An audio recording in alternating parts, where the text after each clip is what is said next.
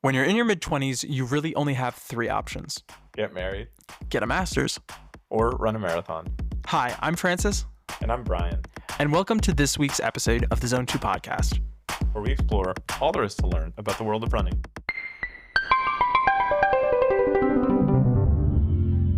So, Brian, we're Yes. recording remotely because, unfortunately, Brian is illin like a villain. He's not Yeah. feeling well, and he's taking it Yeah, easy. bad. It's not good. Due to the advancements in modern technology, we can actually have a pretty normal conversation. And so I think you might be able to tell like maybe a little bit of a difference in audio quality, but he's here on my screen in spirit as well. And this is my first time recording the pod from my bed, which I don't hate. I know we can really just call it in at this point. I feel like Literally call it in. That's a good point. Yeah. So I guess we can get right into the week debrief. Sure. Brian, how was your week of training? I know you've got a streak going of only running with people. Have you been able to keep that? The streak continued. I had a good week until Saturday night after we saw I almost said the I Think You Should Leave movie, the Tim Robinson movie. We went with Jackson and Adam. When I got home from the movie, I started feeling crummy, and I have felt progressively crummier ever since. Yesterday, I did go play pickup soccer and played really well, and I had fun. But last week, I did a track workout on Tuesday with Kate in the morning. We did 5 by 1K repeats, and she absolutely knocked my socks off. I could not keep up. And then on Thursday, I went to Heartbreak with the gang and had just a grand old time, and even attempted a hurdle. Devin made me attempt a hurdle, but I would say I poorly executed the hurdle. Maybe it was the wrong height. It was too low. Yeah, maybe it was too low. It was the lowest setting that the hurdle could be at. You couldn't jump over it? I could, just apparently I don't know how to describe it. My legs swung around the hurdle rather than over the hurdle. Okay.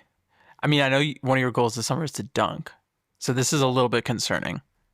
Yeah, I should probably work on that. Yeah. But I can't right now because I'm in bed because I'm sick, and I'll spare you the gruesome details. But I'm curious, Francis, you're over a week post-marathon. A week and a day, yeah. A week and a day. How's it feel? I feel great. I honestly felt pretty much back to normal on Wednesday of last week after the marathon, and really kind of was really happy to take the time to relax and take some time off of running.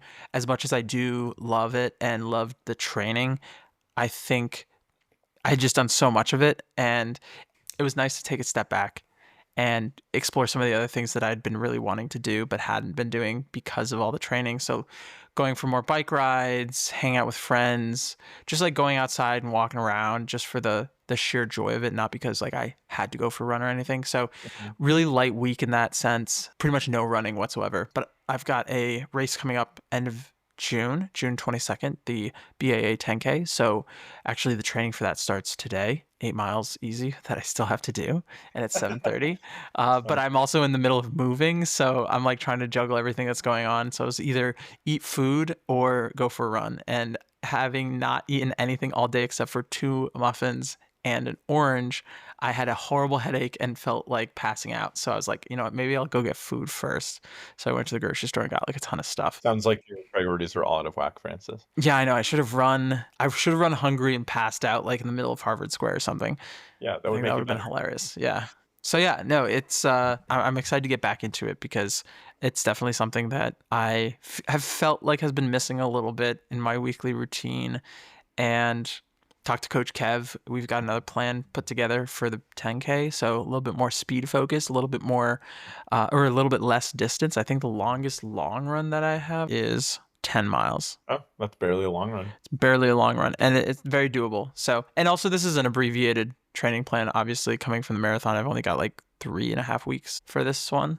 So we figured it would be better to just sort of maintain fitness and maybe work a little bit of speed instead of trying to like hit any crazy PRs. Well, I feel like you will PR, but yeah. I don't know if I will. I feel like I PR'd in the 10K in my half, and I don't think I'm going to beat that speed.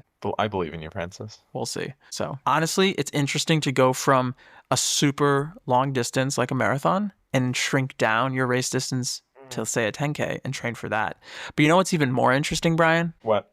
Shrinking it up, actually, or as they say, expanding the distance. Wow, yes. Or increasing it. So there's a term that I'm sure you're familiar with, or maybe you're not. It's a Gen Z term called maxing. Is basically a term to define like maximizing one's potential in any given area. For example, there's this idea of look maxing. So the idea is that everyone looks good. They just have to find their full potential. So it's like wearing the right clothes, having your hair the right way, stuff like that. You flatter me, Francis, but I don't know Well, if that's you could look max. You could be a 10 out of 10 easily. Everyone's capable of more than they think is the idea of maxing. But now, get this, enter distance maxing. I've heard this term used to describe running distances further than a marathon, further than 26.2 miles, also known as ultramarathons. Oh, I like where you're going with this, Francis. So we've both run marathons. Would you even think about going further? Not a step further. That was my thought exactly. And then I started talking to this week's guest. Her name is Meg Morgan. She is a professional ultra marathoner. And these are not for the faint hearted nor the heavy footed. Ultra marathons force athletes to peer more deeply into their own subconscious and question their reality as well as their life decisions. You thought 26.2 miles was far? Try running 100 miles. I was lucky enough to sit down and have a really interesting and compelling conversation. Enjoy this incredible interview with none other than Meg Morgan, professional athlete for La Sportiva. All right, Meg, thanks for coming on to the pod. Do you prefer Meg or Megan? I'm assuming Meg. Either works. Yeah, I go by Meg mostly these days. Okay, perfect. So you are an ultra runner and you've been running for a pretty significant amount of time now. Won a bunch of races. You've come close to setting course records at a lot of races. But I want to back up a little bit and kind of ask you, how did you first get into running? Where did it all start? Yeah, it started back when I was 10 years old. My mom was a big jogger. Both of my parents were really, but my mom would run a 5K every day. And as a way to spend more time with her, I would ride my bike behind her. And slowly that shifted to my running with her. And I think that was also escalated by the fact that I think a lot of middle schools have that presidential fitness test. And so I knew I was like, okay, going into sixth grade, I'm going to have to run a mile. So I started running with my mom to train because even at that age, I was pretty competitive and took it really seriously. So, and yeah, I've just been running ever since. I joined the middle school cross country team, did cross country in high school, and yeah, just never stopped. Yeah, that's funny you mentioned the presidential fitness test. I remember showing up at school the day of the presidential fitness test and them just telling us that we had to do like all these different things, like the flexibility test. And I was like, why does George Bush need to know like how fast I can run a mile? Like what's going on? Yeah, I like didn't care why we needed to do it. I was like, I just have metrics to hit and I'm gonna practice all year to hit them. I Wow, was like the crazy kid like doing a bunch of push-ups in my room for just no reason. Did you have to run the pacer test in high school? I don't know if you're familiar with that I one. don't know if it was called that. I think ours was like slightly different than the regular presidential test. We did the mile and then we had this one where it was almost like doing suicides and you had to like get this block and you had to like move it from like one side of the court to the other. We had to do that in high school. And they called it the pacer test or something. And I remember my freshman year, I decided to like set the record for the school and ended up doing like something like 100 back and forths, which is like insane because they just get more and more difficult. And then I absolutely was like cooked for the rest of the day and like could not concentrate. Yeah. So Is kind of that the shot one where myself. is that the same as the beep test where like the beep gets faster and you have Yeah, to beep? yeah, yeah, Okay, I have heard of that yeah. one. I haven't done that one. I really shot myself in the foot. And then I was like, I didn't realize it wasn't cool to do that. It was cool to like not try. Yeah, I know. So you started running with your mom or riding your bike behind her, and then that kind of escalated pretty quickly into running in high school. When did you realize that it was something that you were really good at? Honestly, I was never like that good at it until I got into ultras. I think I was just good enough and I really liked it from the get-go. I think yeah, it was something I always really enjoyed, so I didn't really care that I was never the fastest girl on the team, never. I was somewhat in like the middle, maybe slightly middle top portion of the team in terms of my skill set. But yeah, I didn't really care that I was good at it. I just loved it. I loved the other people on my team. Every year I was on the cross country teams. So I guess to answer your question, I didn't realize I was good at it until I started running ultras when I was like 23. And my friends and I would go up to the White Mountains in New Hampshire and mess around in the woods up there. And I found that I was never really tired, always up for more, and could just feel my muscles and body kind of rejuvenate as I was running as opposed to getting more tired. And I was like, this is a really cool feeling, and maybe I can put this to use. And then when races started opening up again after COVID and I tried one out, it went decently well, and they just kept getting better from there as I got smarter with my racing. So yeah, it took a long time to realize I was good at it. That's super interesting. And we will talk about ultras in a second, but I also want to know, as someone who just ran their first marathon a little over a week ago, when was your Oh first yeah, marathon? congrats. I mean, it's Wait, no ultra, which but one did you run? I ran the Vermont City Marathon in Oh, I've heard Burlington. super good things. It was, Congrats. I mean, it was absolutely wonderful. For anyone listening, you can listen to last week's episode about the Vermont City. It's a whole debrief. It was a great, it was a great, I almost said it was a great episode. It was a great episode. It was also a great race. I had a really good time. Yeah, everything went according to plan, except for the fact that I got really sick 3 days before, but I was That's able right. to, yeah, I know. But I was like in my hotel room waiting for the race, like race day on Sunday. And I was like, you know what? If I can do this, I can do pretty much anything else. So I was like, I might as well send it. It was great. I loved Beautiful. it. So you're an ultra runner, but you got to start somewhere. You started in high school with, I'm assuming 5Ks, which is usually Yep. the high school distance. And you kind of worked your way up from there. When was your first marathon and what made you decide to run it? I ran my first marathon my senior year of high school. So when I was 17, I ran the Boston Marathon. And it was something that was always on my bucket list as someone who grew up in a suburb outside of Boston. I spent every Patriots Day watching the marathon. And I just, it was just always this kind of magical event for me. And so when I became a big runner, it was in my head like a very seemed like this religious experience to be able to, as a runner, experience Boston.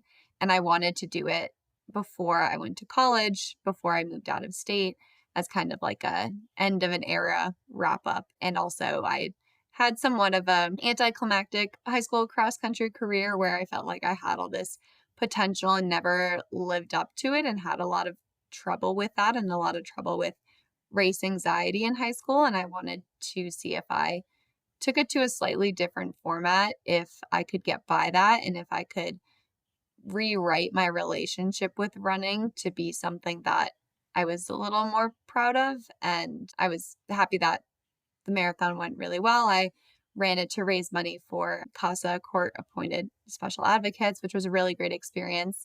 And I was honestly really hoping to dislike it so I would never have to do it again. But I was like, this is the best thing ever. I saw all my friends in one day, all throughout Boston. I ran it just to finish. I didn't care about time, and it was great.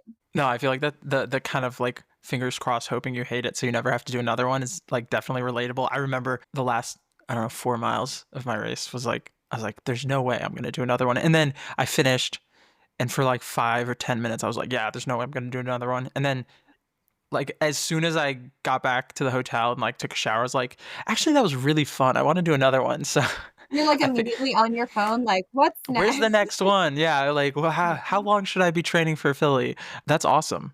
So how old were you when you ran Boston? You said I was 7. 17. So I thought that you had to be 18 to run that. Okay, yes, this is a secret coming out. I did Oh, lie about my age to run the Boston Marathon.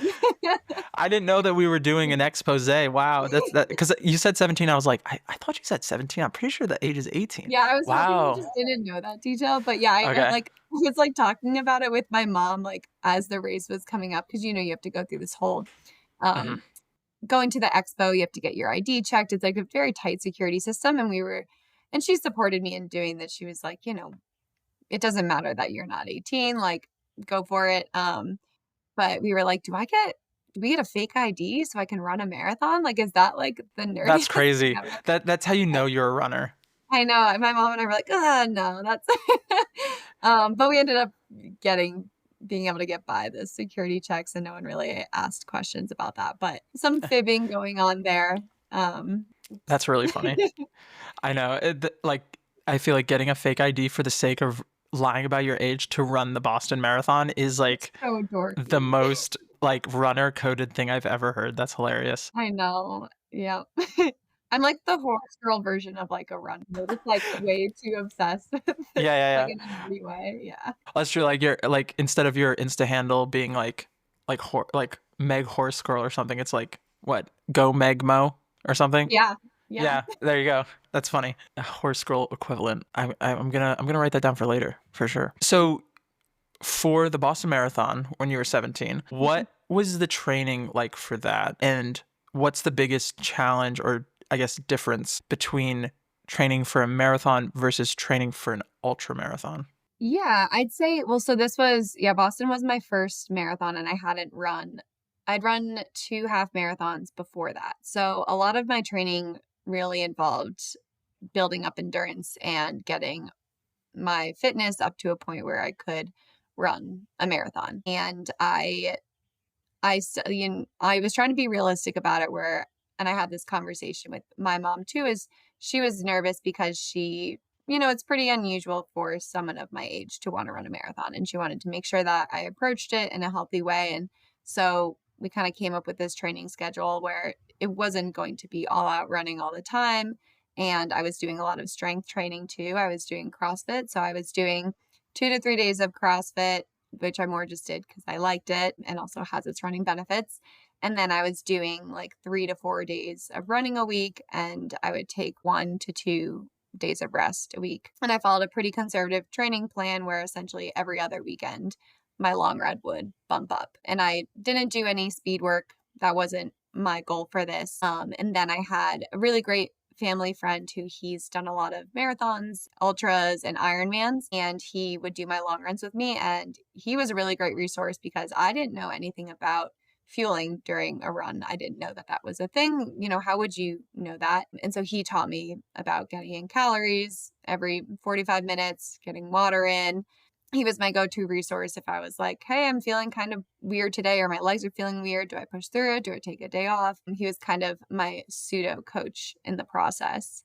So I feel like a lot of that is pretty similar to training for an ultra if it's like a ultra that you're doing with a new distance, because a lot of that training is just getting used to the new level of fitness and really getting time on feet. There are a number of differences though, in that, like when I started doing more intentional marathon training with a time goal, the workouts were definitely very time prescriptive and you're always trying to get your reps in at the right times. But then ultra marathon training is more like focusing on effort. So I would do a lot of hill workouts where I didn't even look at my watch except for, being like, okay, I'm running this hill for 10 minutes. Like I never looked at pace or anything.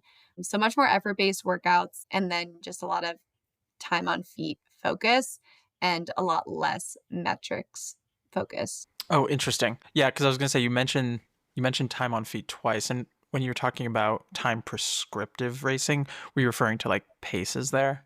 Yeah, either way there. Yeah. Yeah, And gotcha, I think that's gotcha. mostly, yeah, because of the terrain of ultras and the terrain varies so much between what you're training on and what you're training for, and then races between each other. Do you find that like time on feet versus pace centric training is like more of your style? That's just like what you're comfortable with? Yeah, I like it a lot more. I think they're of course both fun and beneficial, but I found I am a lot less stressed out if I am just doing more of an effort-based workout, and especially when there's a lot else going on in life. I work a 9 to 5 and I'm squeezing in my runs at weird hours of the day, and I'm doing a workout like once or twice a week. Like being stressed out about a workout twice a week, like that's just not really sustainable. So it was nice to have a workout system that didn't cause that stress, one that I was comfortable with, one that I was like, okay, I woke up feeling really good today, so I'll probably run faster than I normally do, but I won't really know. Or I'm feeling kind of sluggish today. It doesn't really matter as long as I put in the prescribed effort there. Yeah.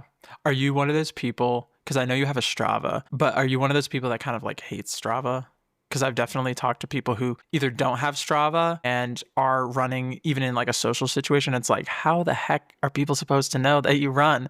Versus like the people who do have Strava but just like never post because they're like, oh, you know what? I don't really care. Yeah, I have an interesting relationship with Strava. I avoided getting it for a long time because I know I'm pretty competitive. And then I got it when I started racing more as a way of keeping in touch with people that I met at races.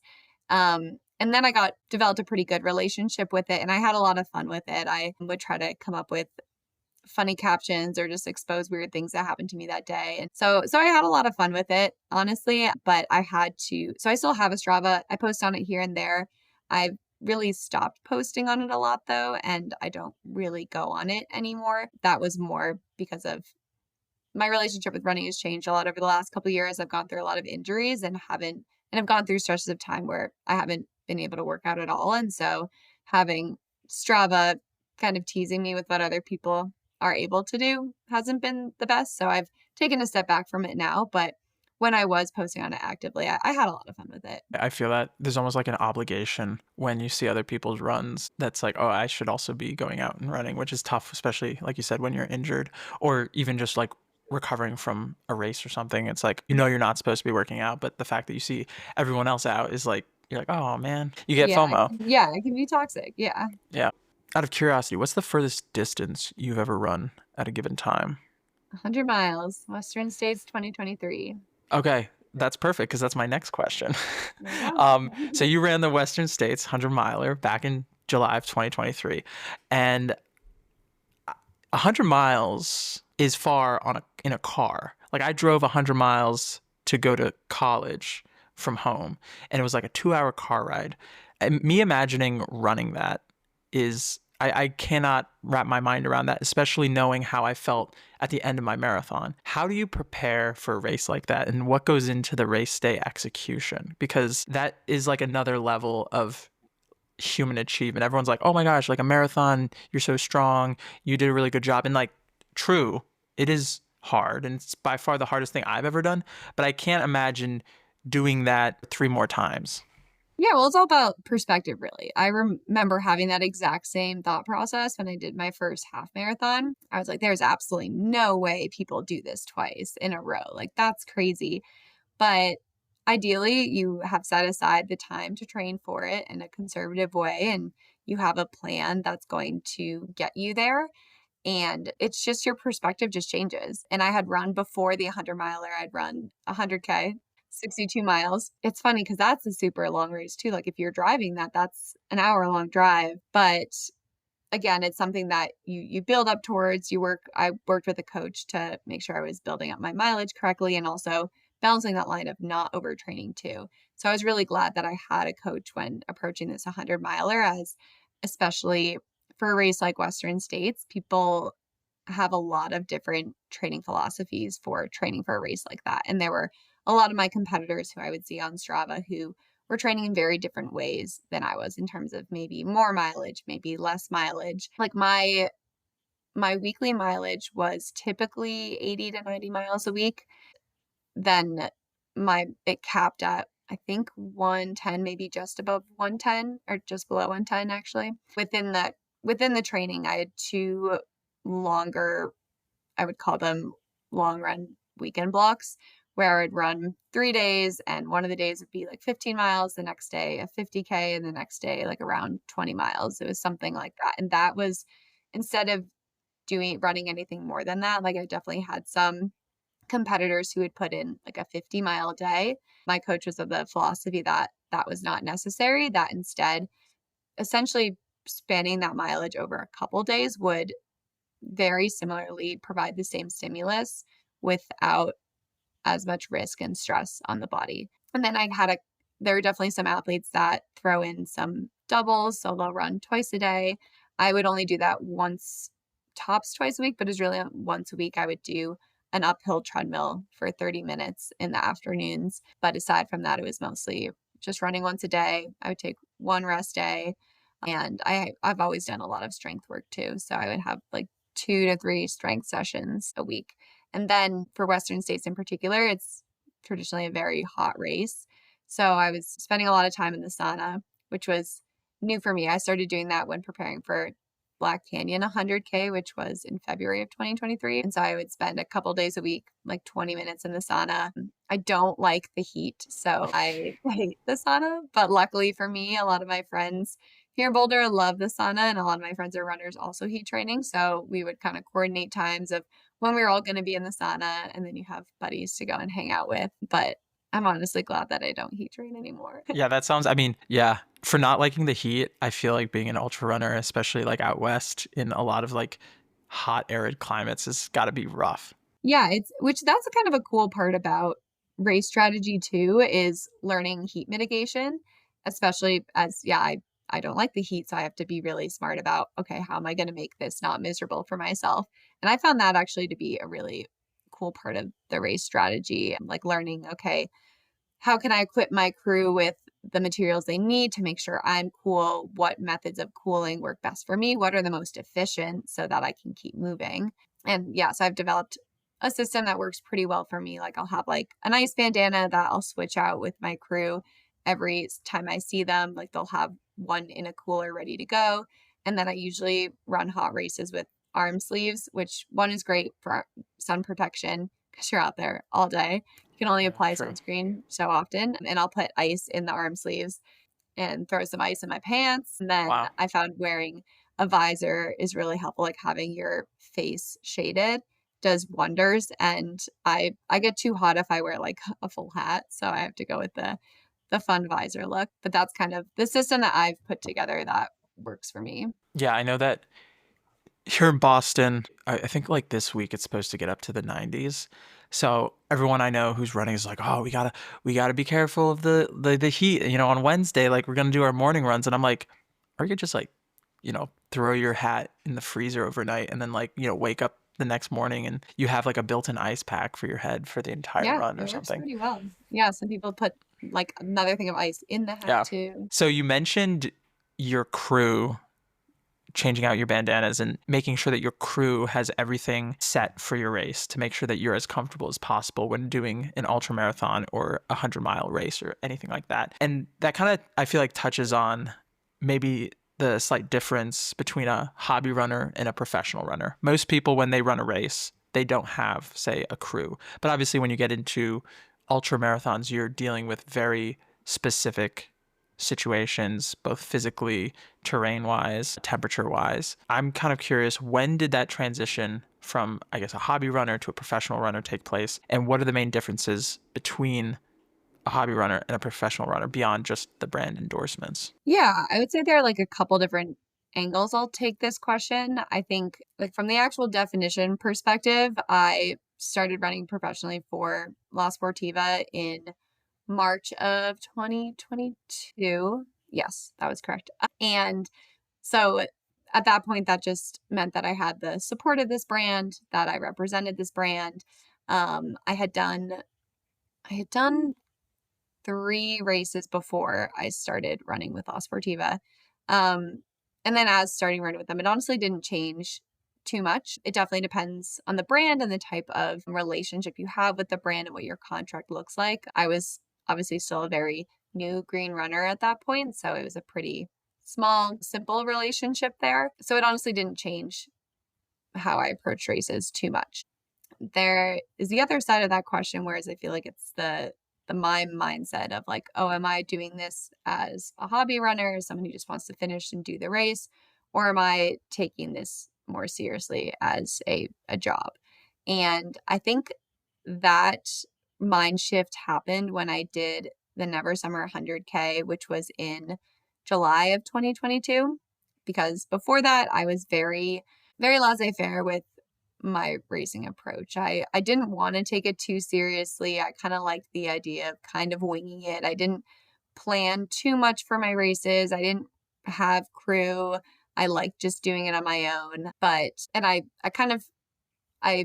didn't practice my fueling all the time, and I wasn't always realistic with my fueling. Like I was trying to like eat a Pop-Tart in the middle of the race while like trying to get podium. Like that just doesn't work in my stomach, and I learned the hard way. So it really took until that Never Summer race where I shifted my mindset, and that contained a couple different things. Like one, it was actually looking at the race profile before the race to know what was coming. setting up a crew. So for that race, I had one of my friends crew me and he paced me for the last chunk as well. It meant leading up to it, listening to my coach a lot more. There were definitely a lot of times when I first started working with my coach where I I thought I knew myself as a runner better. I would take her schedule as more of a suggestion. And I realized if this was something that I really wanted to pursue seriously, that I should really take advantage of this person who is an expert, who is on my team, and really follow to a T what she has asked me to do.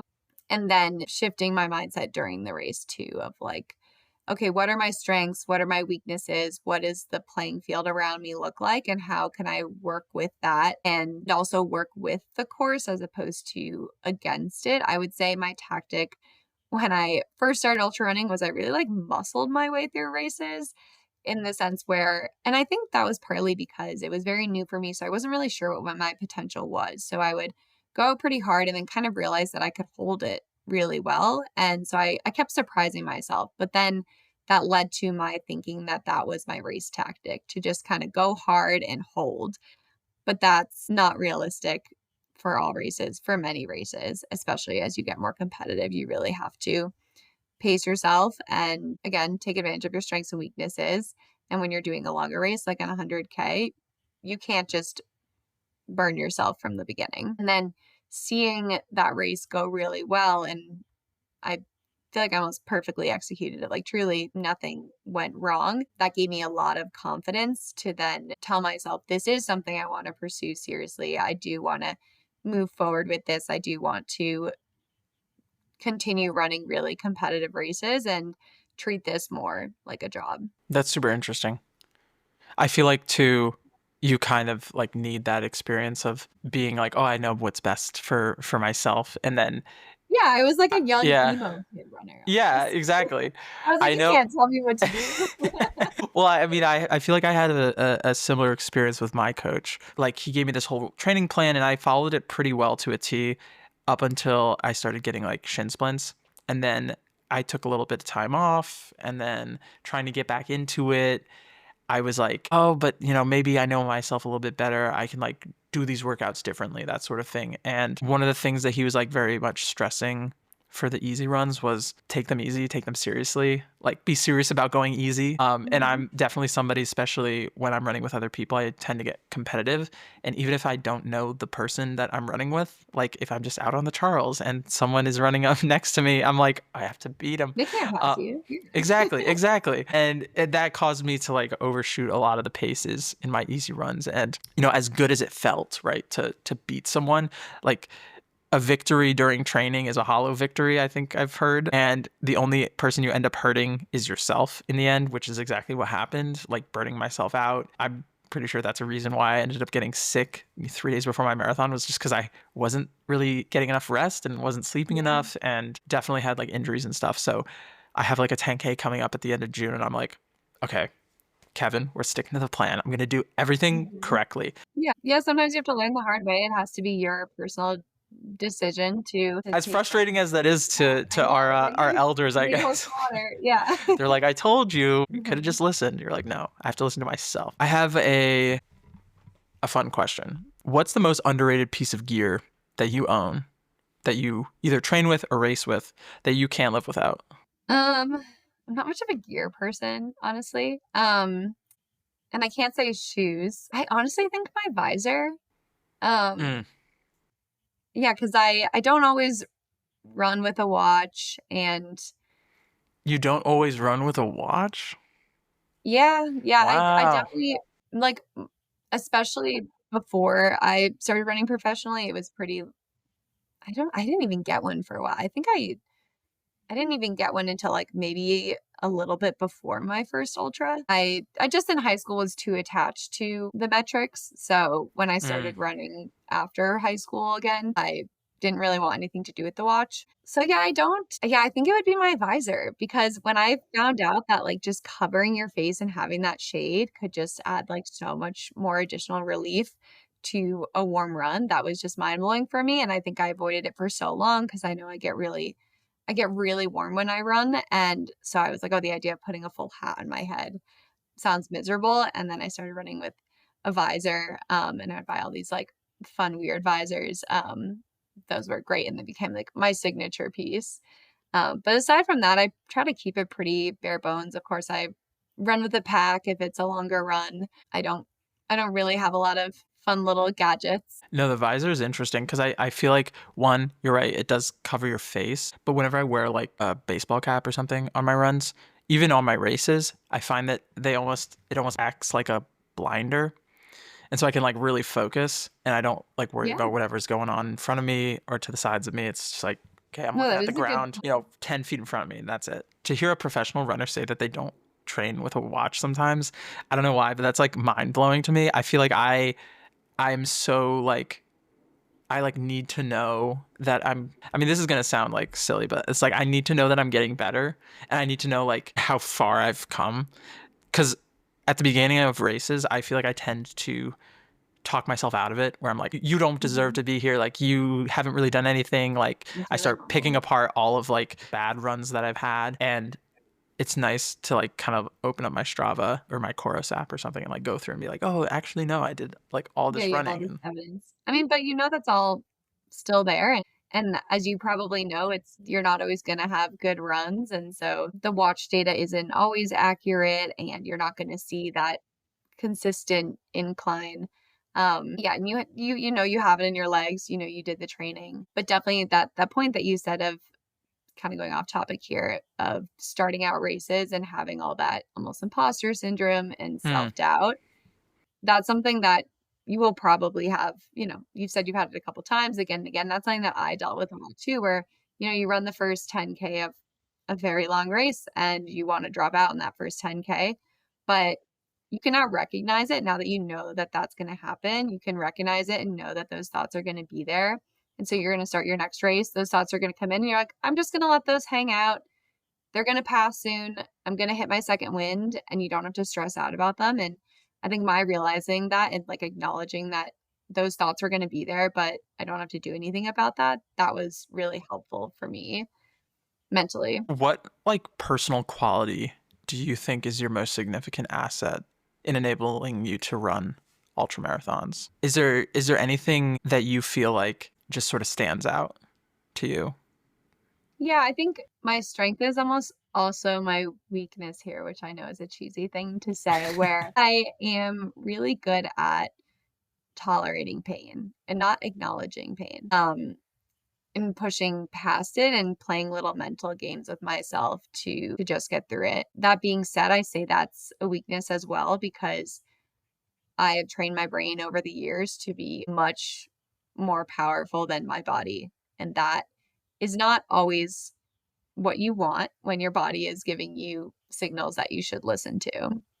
I think it was years of being a really intense on myself more academically in high school and being an overachiever growing up. I just developed this like very kind of overwhelmingly strong mental side to myself, which means, yes, I can push through a lot of adversity during a race, during a run, and I can do things that are physically harder than a lot of people can do.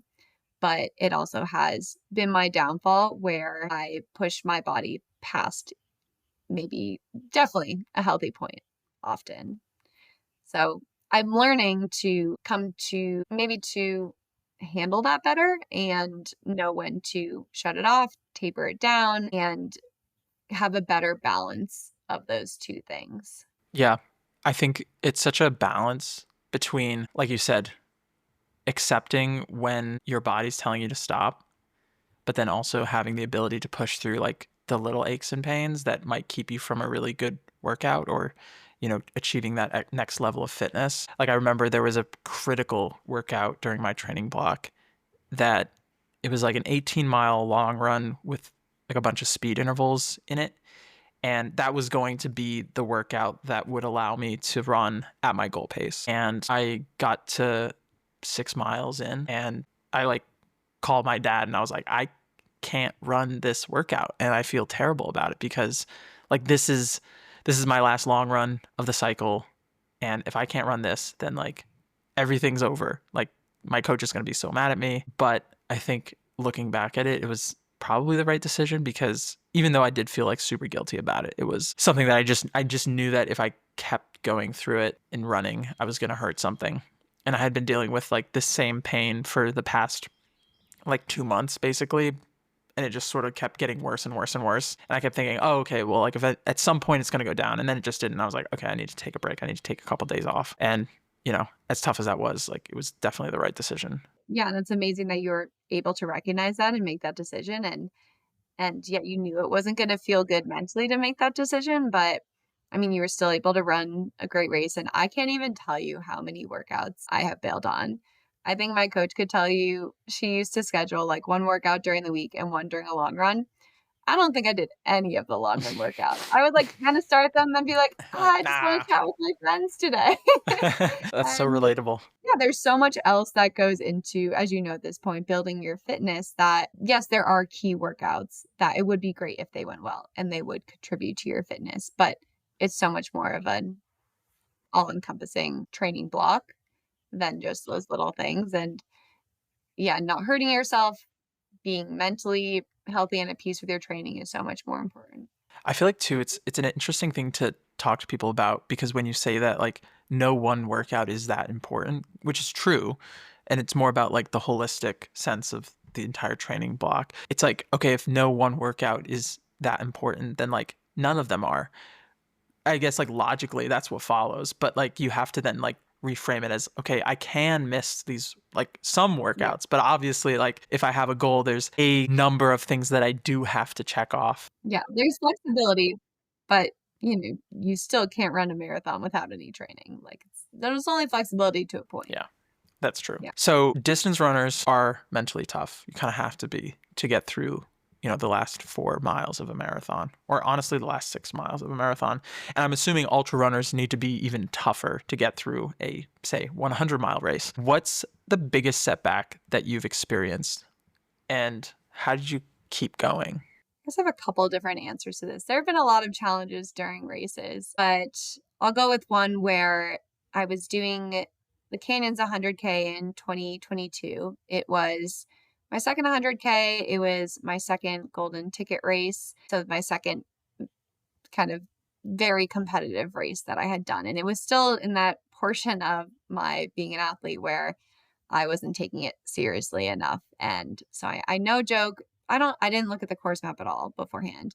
I split out my fuel like the night before with my friend who had offered to come and crew me like days before. Like there was no organization here, and I was just kind of throwing calories around like, that's how much I might need there or there. And it was not a well thought out fueling plan. And so I got halfway through the race and I was feeling really good in the beginning, but then in kind of the second quarter of the race, started to pick up my speed in a spot where I really shouldn't have. It was way too downhill and I was going to destroy my legs. And spoiler alert, I did. Because this course, it's a lot of uphill at the end of the race. And so I held myself back for, I think, the first 15 miles of the race. And then I let myself go, but that was much too early, or I let myself go too fast. And yeah, so when I got halfway through, my legs were shot. I started to not be able to take down the fueling options that I left myself for that point of the race, which was Pop-Tarts and Fig Newtons. Not great for if you're trying to run at high speeds on a hot day. At least for me personally, I learned from that I need to be very particular about the types of gel and fuel that I use when I race. And it was the first race or run I have done where I didn't know if I physically could finish because my legs hurt so badly. I was like, I don't think I have it in me to then do X amount of climbing that I know is coming up. So it was very intimidating and I wanted to drop. I saw my crew at, I think, mile. And I told them I was feeling bad. They were like, let's just take a second. Let's chug some Coke, which I never even drink Coke in real life. Like, why am I having Coke during a race? None of it was well thought out. And I knew I was going to see them again at mile 38. So I was like, okay, I'll just that's 6 more miles. I'll just get there and then can recalibrate and I can drop if I need to. Like, I just didn't want to be there. It was also a very competitive field. There were probably like at least 7 other professional runners there, maybe even more than that. The whole thing was just very intimidating, and I was in a dark place of, I shouldn't be here. I'm clearly not well trained enough for this. I didn't prepare for this logistically at all. But then I got to mile 38 and I was like, nah, I'll just like kind of mail it in and keep chugging along. And sometimes I think that's kind of what you just have to do, is almost like lie to yourself and be like, it's okay to just kind of mail this in just for a little bit, just enough to hit that second wind and let your body rest a little bit and hit that second kind of mental of like, okay, I can do this. And then throughout the rest of the race, I was lucky enough to kind of link up with a couple other runners as we were going and chat with these people. And for me, I'd mentally a little bit checked out of the race, so I was okay with chatting with people. And these were the people I linked up with were male runners who also were having tough days. So we commiserated. I made some good friends, and then we, without really realizing it, started to push each other to actually run faster, pick up the pace to more of a competitive pace. And I'm not saying that I made up for any time. Like, I still didn't run an excellent race or an excellent time. But, pushing myself to just, take a couple steps beyond the aid station and then taking advantage of this fact that you're on this course with all these other people. And something that has always been my favorite part about running is the people that you meet there. So I will always chat with everybody who's around me. And I think it's such a great way to elevate the experience, especially if you're in a bad place. And so it was very helpful for me, and I think helpful for those men too, to be able to have someone to commiserate with, to get out of that hole with, and to kind of bring the day back from a dark place. Yeah. How did it feel to finish that race after being in such a terrible mental state? Yeah, it was on one hand relieving that it was over, but then also, I was disappointed in myself that, I mean, the race went okay. It truly went okay. Bad things happen in races all the time. So truly, it could have gone a lot worse, of course. But I definitely came out of it being like, okay, there are things I need to change here. And I think the main one was the really shocking feeling of my legs just being so tired. And that was kind of the wake up call to me to be like, I need to focus on, actually listen to my training schedule better.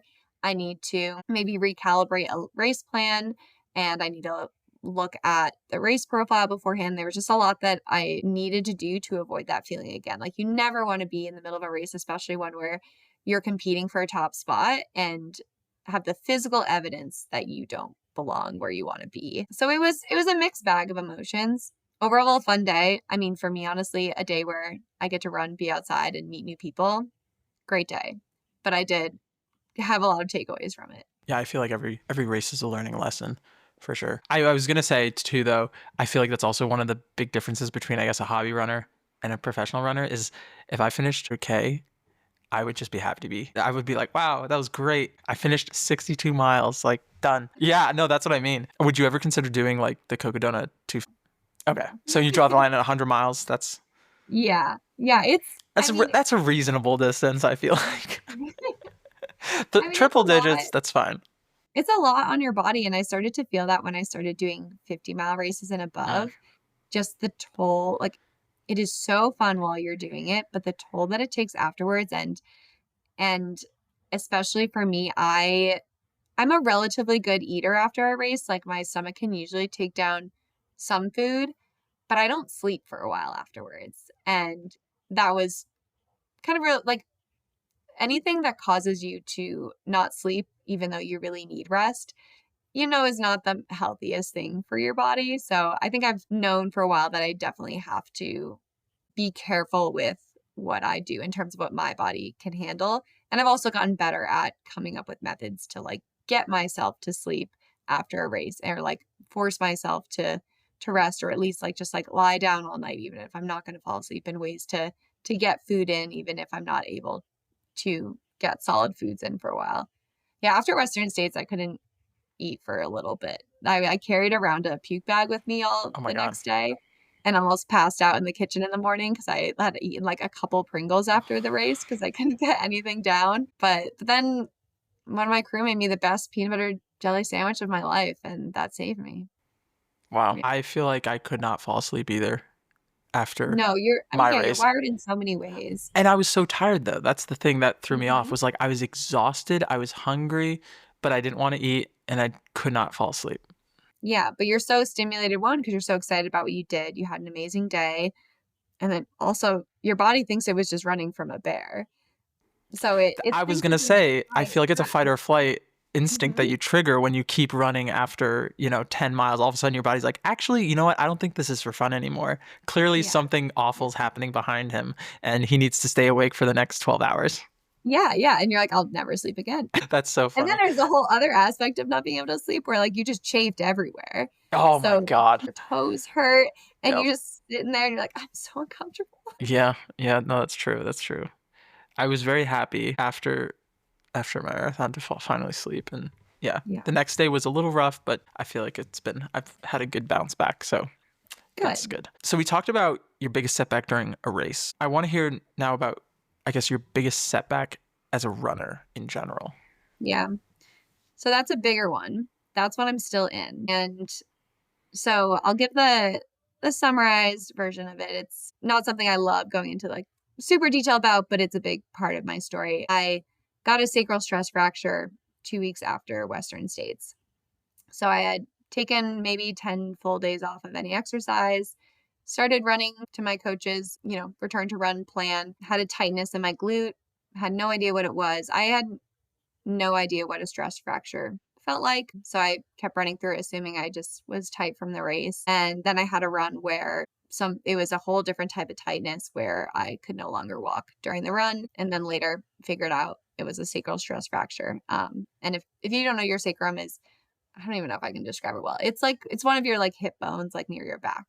And it's affected by impact a lot for runners, especially if it's not being, it's breaking is a sign of not fueling correctly and low bone density. So essentially, this was a wake up call that there was a lot that I needed to address in my personal health in order to get back to running. So then, the next X amount of months was spent healing this bone and also healing the rest of my relationship with my health. I got to a point where, at that point, I had auto qualified for States 2024. And I got this fracture in July of 2023. So I was like, there's plenty of time. And, my coach and I talked about this, plenty of time to recover properly from this, build back conservatively, and still run in States 2024. So in my head, it was a setback, but not a huge one. Like it was a learning lesson. There was a lot needed to be dealt with, but I could still be at a very similar place to where I would have been. I started running again in the fall. Unfortunately, got another stress fracture, which I later found was two together in January of 2024. And that was, I think, one of the most challenging moments of my career slash life, if I'll be honest, because it not only was breaking of bones, which is always objectively painful, but it was a sign that I had a lot more work to do with my health and that everything I was hoping my career would pan out to be in the near future was just wiped. And so, yeah, that led to a whole string of months into many more months of just like recovery, redefining my relationship with exercise and how I was going to keep training, but not train too much to allow myself to heal, while also maybe staying at a competitive fitness level, but also not prioritizing that. And yeah, so it's been essentially almost, I would say it was about a year and a half of some reoccurring stress fractures.